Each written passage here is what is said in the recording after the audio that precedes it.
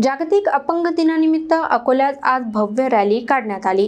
दिव्यांग बांधव, अधिकारी आणि मान्यवरांच्या उपस्थितीत कार्यक्रम रंगतदार झाला।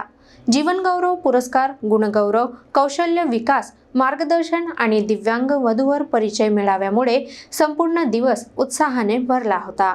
अकोल्यात जागतिक अपंग दिन आज मोठ्या थाटामाटात साजरा झाला। महाराष्ट्र राज्य अपंग कर्मचारी संघटना आणि जिल्हा विधी सेवा प्राधिकरण यांच्या संयुक्त विद्यमाने सकाळी 11 वाजता मुख्य पोस्ट ऑफिस जवळून भव्य रॅलीला सुरुवात झाली। रॅलीला मुख्य कार्यकारी अधिकारी दिगंबर लोखंडे, सचिव रोशनी बन्सल, दिव्यांग सक्षमीकरण अधिकारी तुषार जाधव, उपायुक्त दिलीप जाधव आणि जिल्हा शिक्षणाधिकारी अरविंद सोनकांबळे यांनी हिरवा झेंडा दाखवला।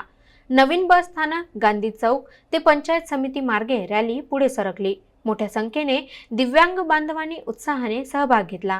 रॅलीनंतर मनपा हिंदी शाळा क्रमांक 4 येथे मुख्य समारंभ झाला। येथे राज्य उपाध्यक्ष संजय बर्डे अध्यक्षस्थानी होते। जीवन गौरव पुरस्कार देऊन दिलीप सरदार, जावेद इक्बाल आणि प्रकाश इंगळे यांचा सन्मान करण्यात आला।